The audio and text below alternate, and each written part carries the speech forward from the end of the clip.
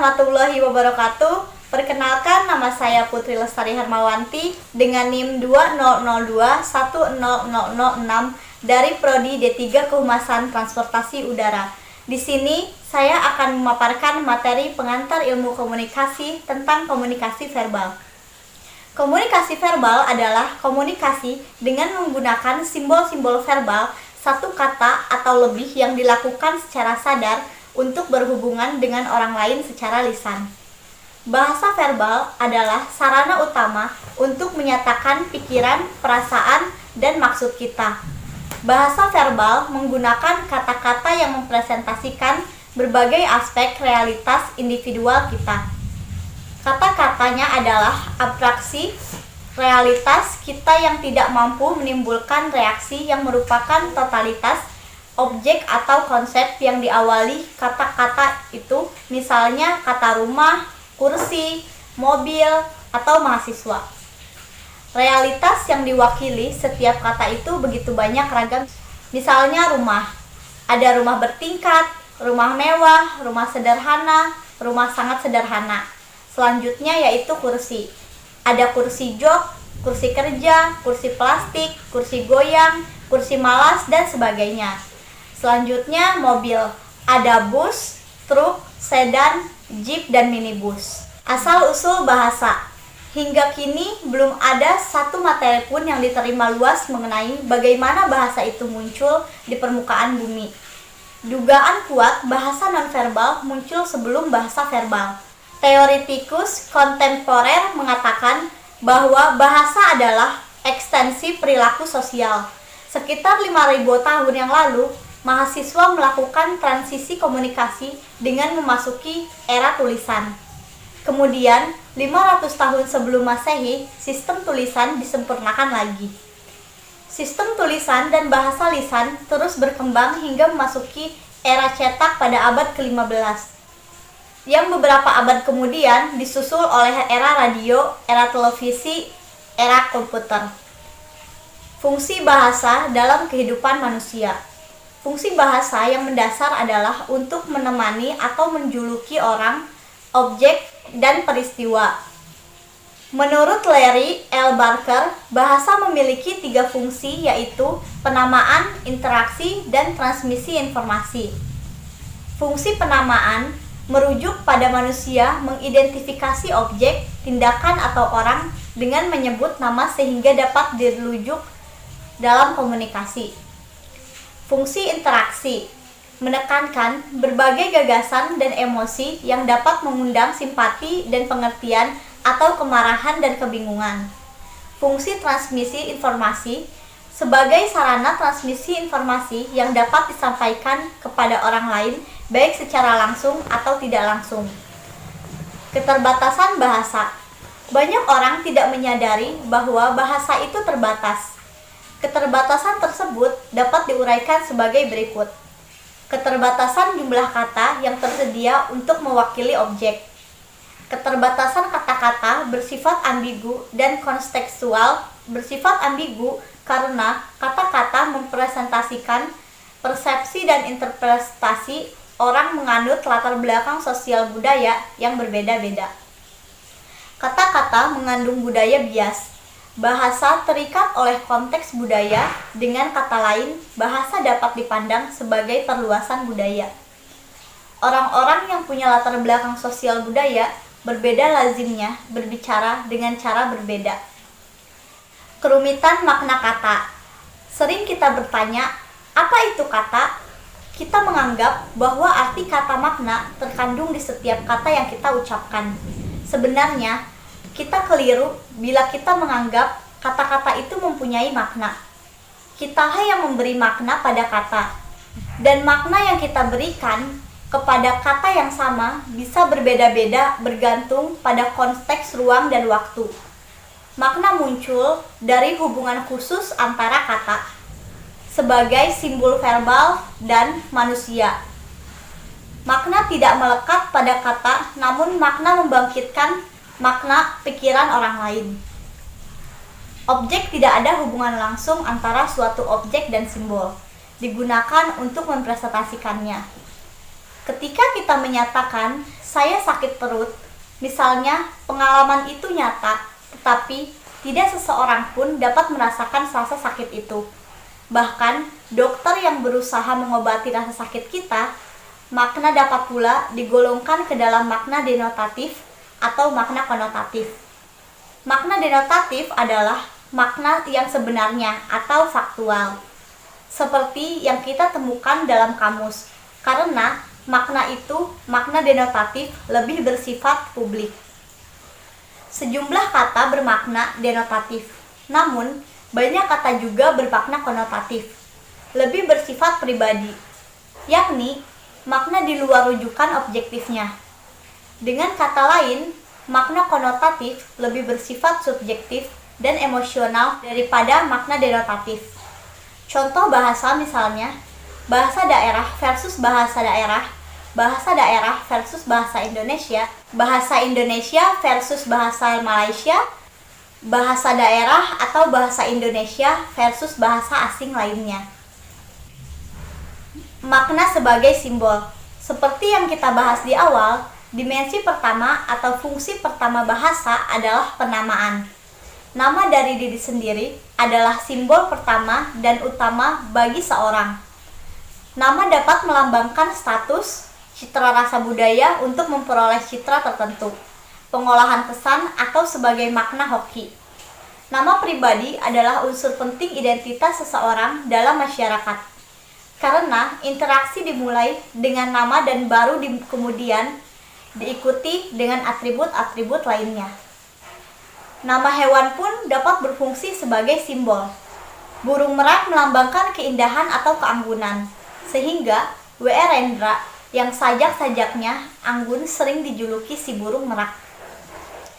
Sedangkan bunglon melambangkan orang yang perilakunya pinplan, sesuai dengan sifat hewan tersebut yang suka mengubah warna kulitnya agar selaras dengan warna lingkungannya. Keledai digunakan untuk menyebut orang yang bodoh. Tikus melambangkan orang yang suka mencuri. Ayam melambangkan orang yang penakut dan lembek. Dan belut untuk orang yang licik. Bahasa gaul.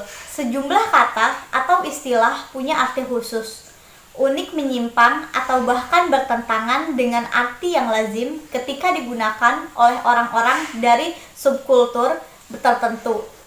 Bahasa subkultur ini disebut dengan bahasa khusus atau special language. Bahasa gaul atau argot. Meskipun argot sebenarnya merujuk pada bahasa khas yang digunakan setiap komunitas atau subkultur apa saja termasuk kelompok seniman.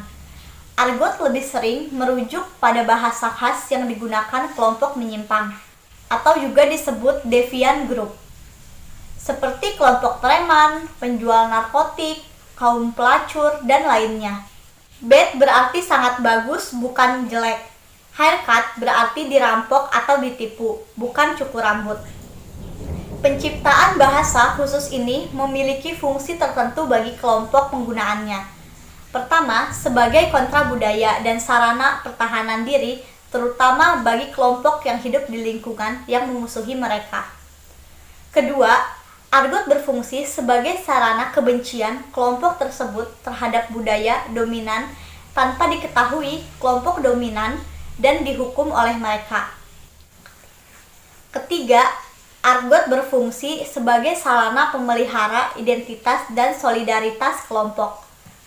Argot memungkinkan mereka mengenal orang dalam membedakan dengan orang yang lain. Misalnya, bahasa kaum selebritis, bahasa gay, dan bahasa kaum waria. Bahasa wanita versus bahasa pria. Tampaknya, wanita dan pria mempunyai kosakata yang berlainan, sebagaimana ditunjukkan sebagai penelitian. Wanita dilaporkan mengenal lebih banyak nama warna seperti magenta, carteus, teal, dan sebagainya. Wanita menggunakan lebih banyak pertanyaan daripada pria, dan mereka menggunakannya sebagai strategi pemeliharaan percakapan. Deborah Tannen 1991 menyatakan bahwa wanita cenderung menata pembicaraannya secara komparatif, sedangkan pria cenderung menatanya secara kompetitif. Tannen 1990 juga berpendapat bahwa wanita cenderung terlibat dalam pembicaraan hubungan, sedangkan pria cenderung terlibat dalam pembicaraan laporan. Pembicaraan hubungan berpusat pada perasaan atau memelihara hubungan dengan orang lain. Sedangkan pembicaraan laporan berpusat pada informasi faktual tentang apa yang sedang berlangsung, misalnya dunia olahraga. William Obar dan Bowen Antiques melaporkan efek bahasa wanita, kata dan frase yang melemahkan frase-frase yang lain, yang sangat sopan, ekor tanya, dan tata bahasa normal yang digunakan dalam ruang pengadilan. Namun, penelitian itu memperlihatkan bahwa ada pula pria yang menggunakan bahasa wanita dan ada wanita yang tidak menggunakannya sama sekali. Faktor-faktor sosial dan ekonomi mendorong kita menggunakan bahasa yang sesuai dengan peran kita. Sebagaimana dikemukakan Barbara dan Jane Atkins, bahwa kerugian muncul ketika wanita dan pria tidak terampil mengubah sesuatu gaya ke gaya yang lain, yang sesuai dengan tuntutan situasinya. Yang kita perlukan saat ini adalah keluasan menggunakan bahasa. Ragam bahasa Inggris. Bahasa Inggris yang lebih universal pun ternyata tidak konsisten dalam ejaannya, penggunaannya, pilihan kata, dan juga maknanya. Bahasa Inggris telah berkembang menjadi ragam antara lain Inggris-Inggris atau British English, Inggris Amerika, Inggris Australia, Inggris Filipina, dan Inggris Singapura. Orang Amerika akan mengucapkan kata class, fast, glass, sedangkan orang Inggris akan mengucapkan kata-kata itu menjadi class, fast, glass. Sejumlah kata berbeda yang digunakan oleh orang Amerika dan orang Inggris, meskipun kata-kata itu merujuk pada hal yang sama. Kalau kita perhatikan, banyak perbedaan antara ragam Inggris-Inggris dan Inggris Amerika. Dalam aspek lainnya, bukan hanya pilihan kata, struktur bahasa, tetapi juga intonasi dan gaya berbicara umumnya. Ragam Inggris orang Filipina juga khas karena pengaruh bahasa Spanyol. Kita tahu Spanyol pernah menjajah mereka. Kita tahu ragam Inggris Indonesia belum kelihatan kekhasannya, kecuali bahwa orang Indonesia sering menggunakan bahasa Inggris yang bercampur dengan bahasa Indonesia. Meskipun kata-kata yang digunakan keliru dalam ucapan atau tataan bahasanya. Pengalihan bahasa. Komunikasi dalam bahasa yang sama dapat menimbulkan salah pengertian.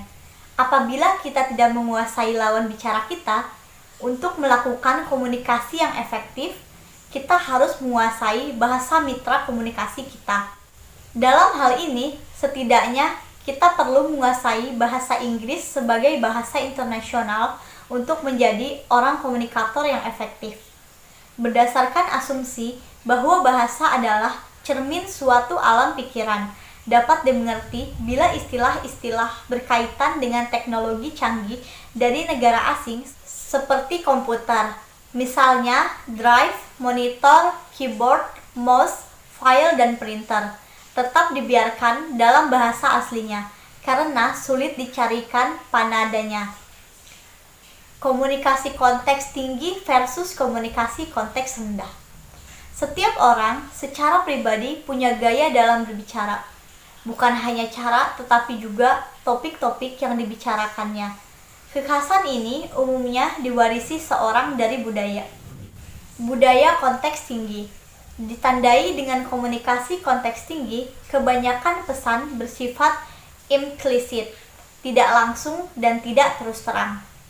Contohnya, komunikasi gerakan tangan, ekspresi wajah. Komunikasi konteks rendah. Pesan verbal dan eksplisit, gaya bicara langsung, lugas, dan terus terang. Contohnya, komunikasi program komputer. Cukup sekian pemaparan materi dari saya. Mohon maaf bila ada salah kata. Billahi taufiq wal hidayah. Wassalamualaikum warahmatullahi wabarakatuh.